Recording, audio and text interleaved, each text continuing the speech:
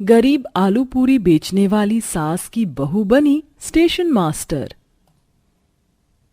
ये देखो गोमती बहन, ये रही लड़के की तस्वीर। पंडित जी, लड़का तो अच्छा है, लेकिन इनकी कुछ मांग तो नहीं है? ना जी ना गोमती बहन, निश्चिंत हो जाइए, लड़के वाले की 1 रुपए की भी मांग नहीं है। मगर लड़का ज्यादा पढ़ा लिखा नहीं है, सब्जी बेचता है और माँ रेलवे स्टेशन पर आलू पूरी बेचती है। कुल मिलाकर कमाता खाता परिवार है। तो बताइए, बात चलाऊं? जी पंडित जी, आप बात चलाइए।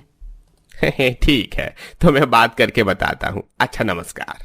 पंडित जी सीता के घर आ जाते हैं, जहाँ पुराने से मकान के आगे सुरेश सब्जी की रेड़ी लगा रहा था।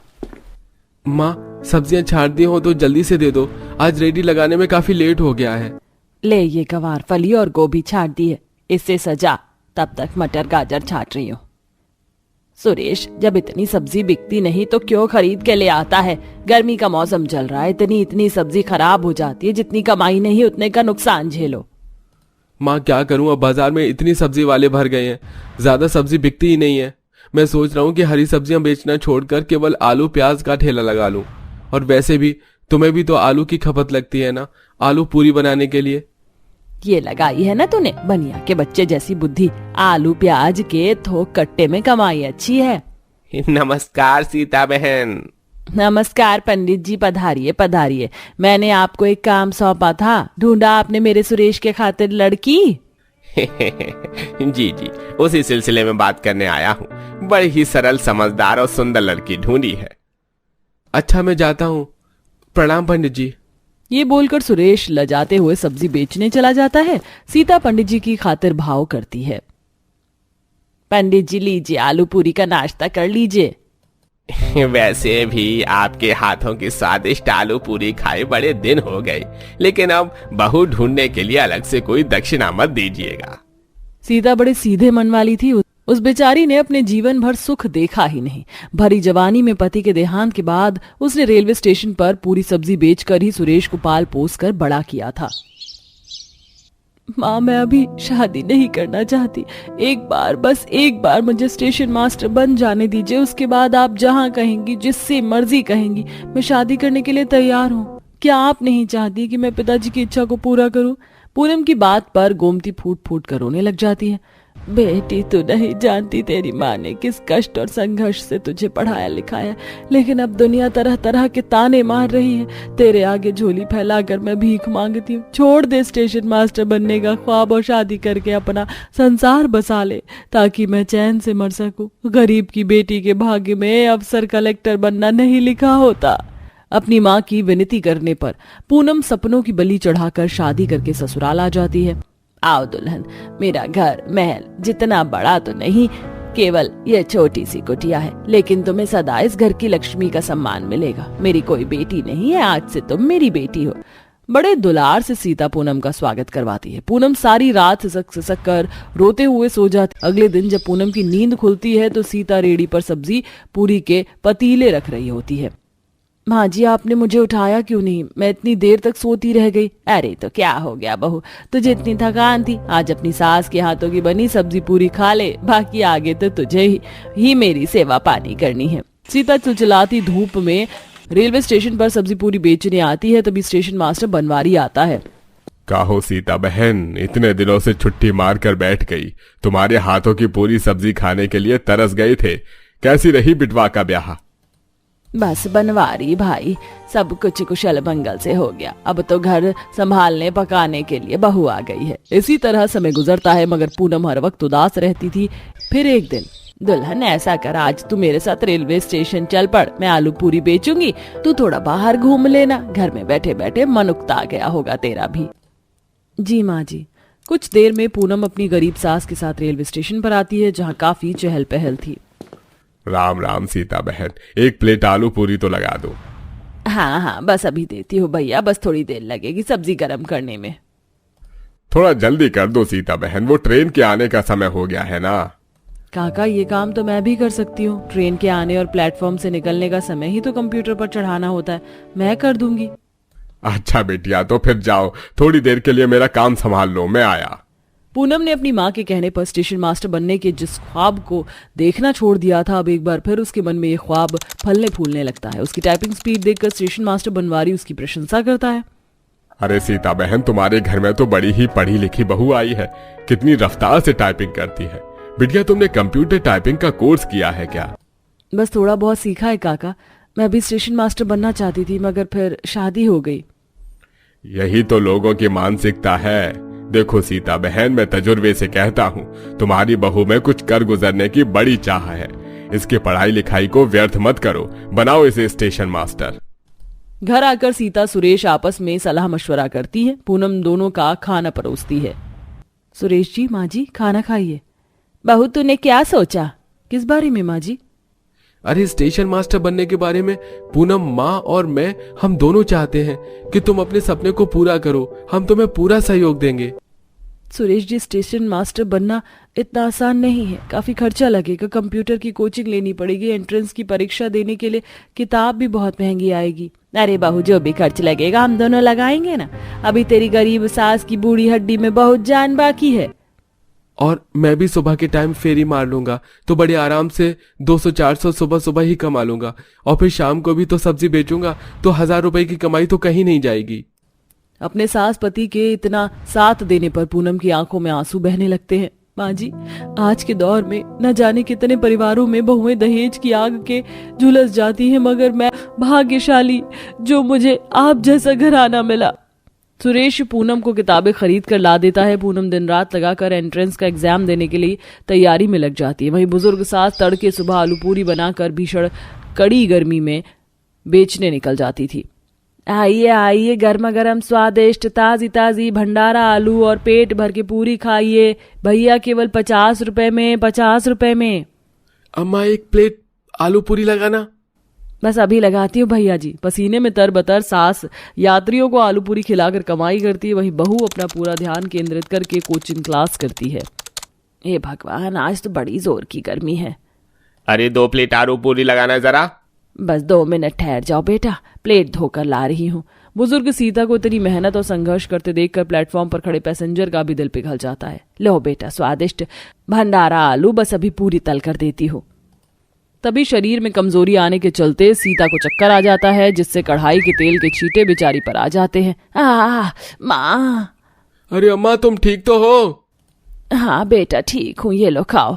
आलू पूरी खाकर ग्राहक पैसे देकर चले जाते हैं। तभी स्टेशन मास्टर आता है। अरे सीता बहन, बिना खाए पिए सारा दिन हाय हाय करती हो। अरे थोड़ा अपना ख्याल रख लो। मास्टर जी, अभी बड़ी चिंता है, बहू की कोचिंग की फीस भरनी है, इतने पैसे नहीं जुड़ पाए। अरे तो मुझसे ले लो भाई, जब आ जाए तब लौटा देना। नहीं भैया, सारा जीवन गरीबी देख देख कर कदम इतने उखड़ चुके हैं कि अब किसी से कर्ज लेने की हिम्मत नहीं होती। मैं जोड़ लूंगी। सीता पेट काट कर रेलवे स्टेशन पर तपती गर्मी में आलू पूरी बेचती है। वहीं स्टेशन मास्टर उसे परीक्षा के बारे में गाइड करता है। बिटिया, जितना ज्यादा हो सके करंट अफेयर्स, रीजनिंग और गणित का विषय ही पढ़ना।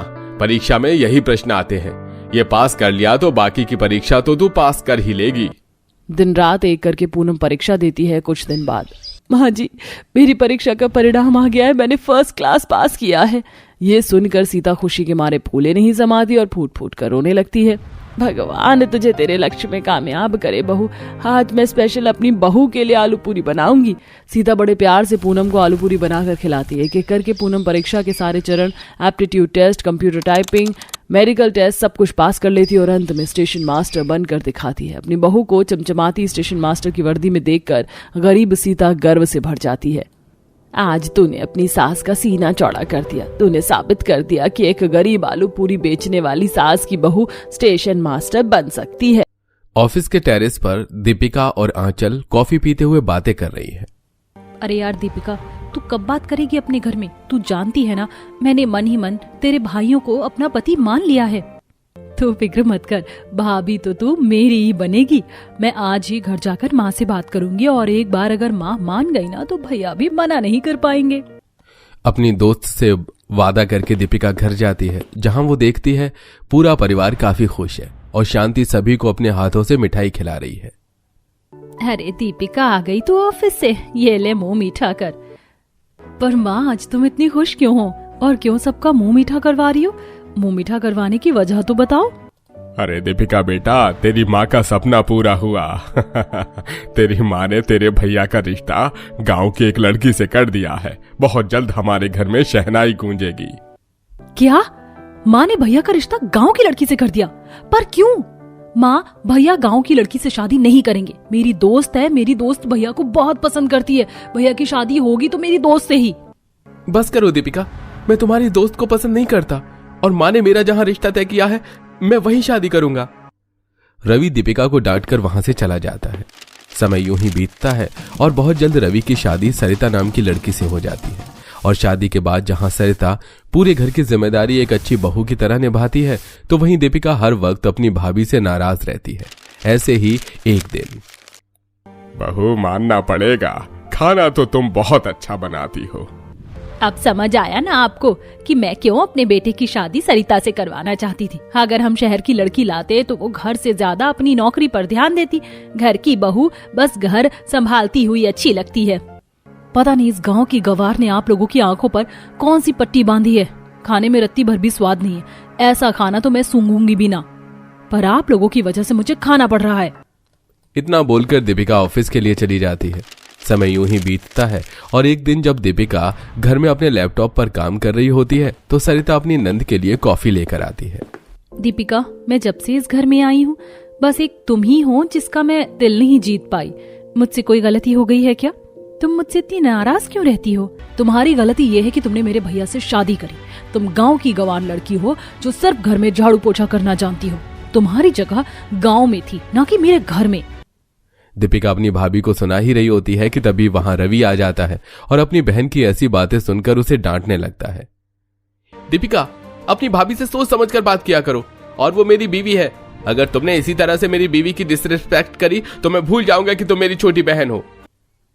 भैया, मैं देख रही हूँ जब से ये चुड़ैल आई है आप और पूरा परिवार हर समय मुझे ही सुनाता रहता है। मुझे इस घर में रहना ही नहीं है। देख रही हूँ तुम भी, सब कुछ तुम्हारी वजह से हो रहा है।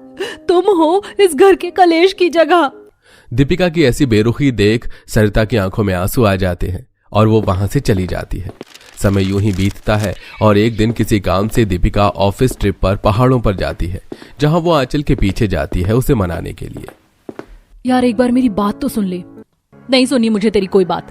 तेरी वजह से रवि मुझसे दूर हो गया। अगर मैं तेरे भरोसे ना रहती और खुद जाकर ही रवि से बात करती तो आज रवि मेरा होता।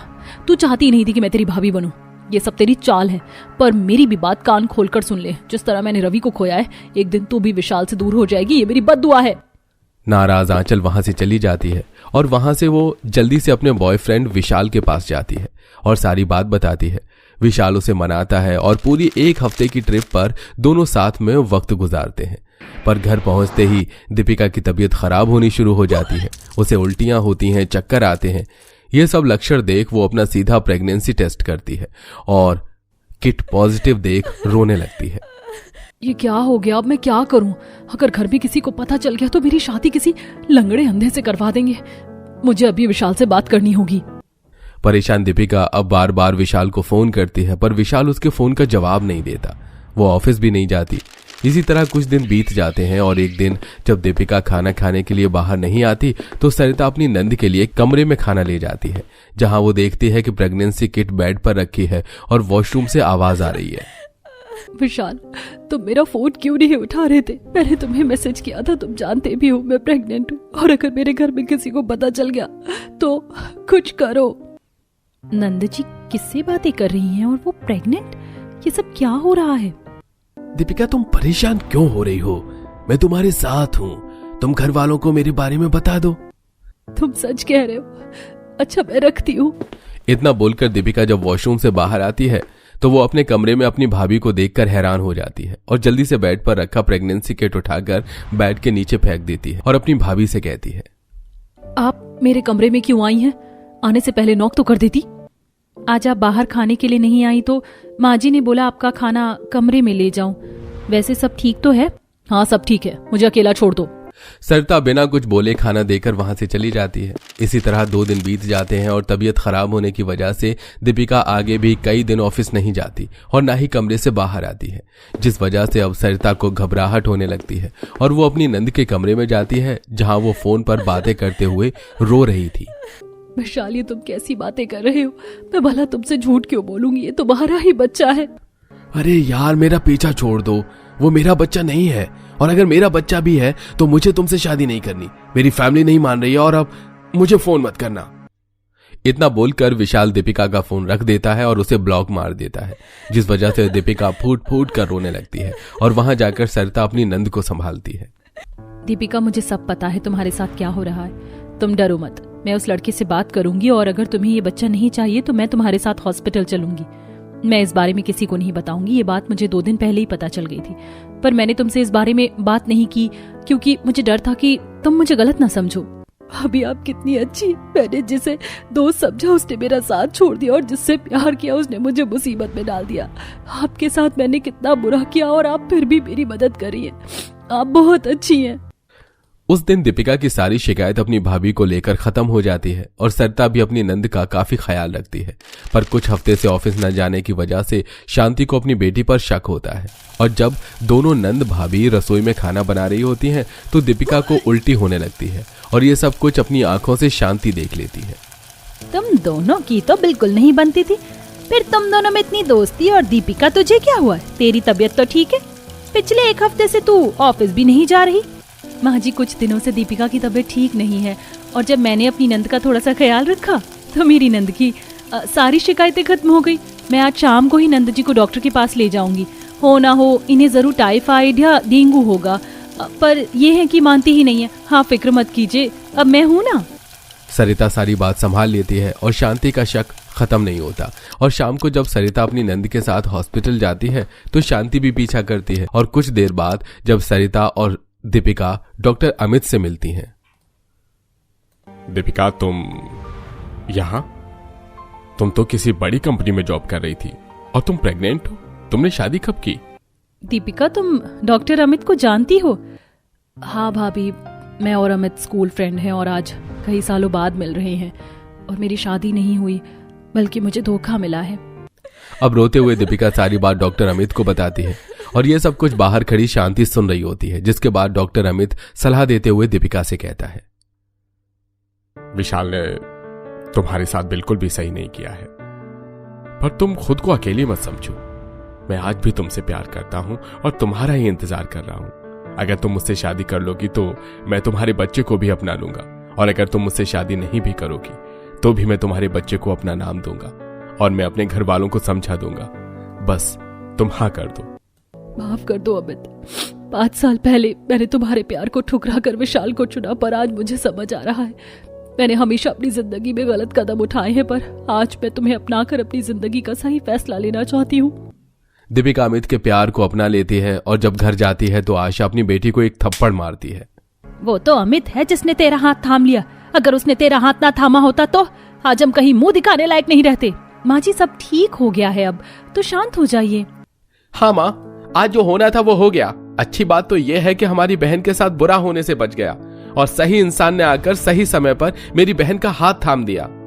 घर वालों के समझाने पर शांति का गुस्सा ठंडा हो जाता है और कुछ दिनों बाद अमित अपने परिवार के साथ दीपिका के घर आता है और बहुत जल्द बड़े ही धूमधाम से अमित और दीपिका की शादी हो जाती है।